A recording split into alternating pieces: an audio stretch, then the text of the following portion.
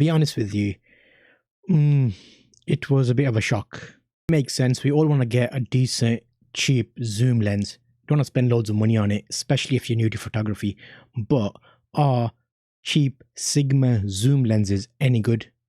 Well, I've done a bit of testing with a cheap Sigma zoom lens, which is this one right here. And to be honest with you, it was a bit of a shock. I didn't think lenses could get that bad. Maybe because I'm spoiled and I'm used to using more fancy lenses, like you can see the boxes up there, those kind of lenses. So we can't all get fancy gear. And if we're starting off in photography, what should we do if we need to buy some cheap lenses? Well, I'm currently testing 2 lenses out to see how good they are for someone else who's bought them, just to see what the limitations are of the lenses. And this lens is, I'll call it a generic Sigma zoom lens, because when I did some research to find it online, so I tried to find it to see what kind of prices it's at. There's one there at £40. For the lens, that's actually very cheap, because this lens is supposed to give you 100 to 300 millimeters zoom. So what does that mean?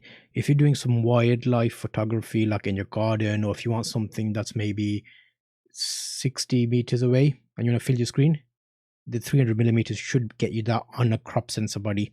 I was using a full frame body, which means I was getting the full 100 to 300. One good thing about the lens, it's a EF mount, which means you can put it on a full frame body, which was what my 5D was, or you could put it on a crop body, so something like the 550D, 700D, you know, that kind of range of 2000 to 4000Ds, those kind of things. But would I buy this for £40? I would say no. I would save up and get another lens, because this would probably disappoint you. Because if you think you're going to get some decent quality, oh, the lens is quite dirty, it needs cleaning as well. So yeah, if it will disappoint you, because the images, I'm going to show you examples right now. Actually, I took some pictures of Max, and let me show you what those images looked like. If you're going to be shooting this lens, this is what you can expect from 100 millimeters.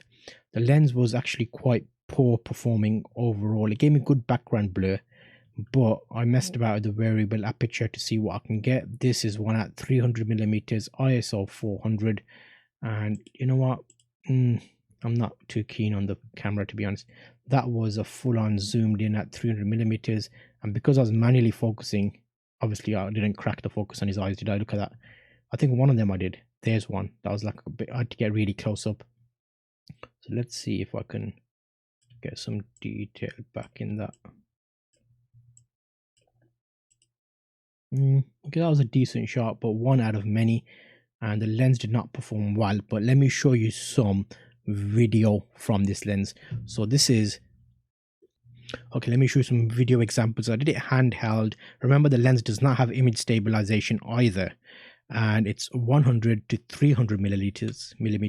One thing that's good for it is lightweight compared to what you would expect from like a big zooming lens.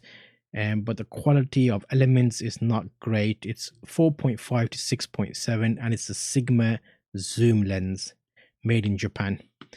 Would I buy it? I would not buy it. It's very disappointing, to be honest, and I would probably spend that money on something like this, the Canon ultrasonic 28 to 90. It's a zoom lens, not as intense zoom, but it's better, and at least you get usable images, and the image is ultrasonic motor, which means it actually focuses a lot faster and quicker as well.